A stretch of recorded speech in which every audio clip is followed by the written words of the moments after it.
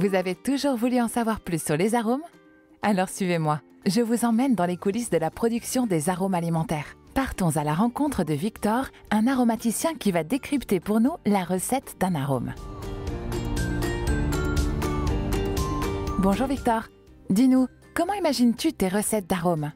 Bonjour, alors dans la recette d'un arôme, on utilise essentiellement des ingrédients qui donnent du goût, mais également des ingrédients qui vont permettre à l'arôme de bien s'incorporer à l'aliment final afin de remplir parfaitement son rôle, qui est de donner un bon goût. Les ingrédients qui donnent du goût, qu'est-ce que c'est? Dans la recette de l'arôme, ces ingrédients sont de plusieurs natures.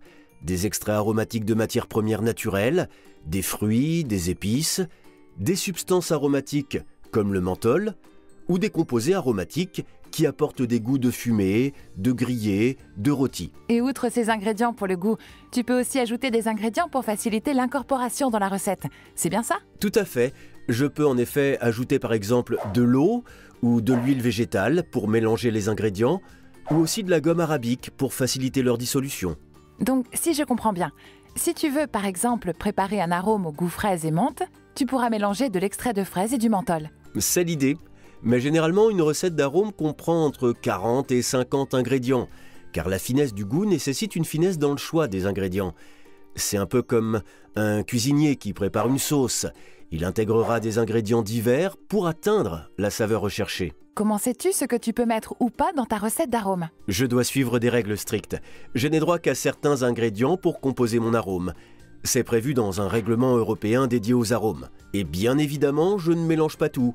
Je choisis soigneusement mes ingrédients selon le goût que je souhaite obtenir. Le goût est quelque chose de très complexe. Ainsi, un grain de café contient des centaines de composants.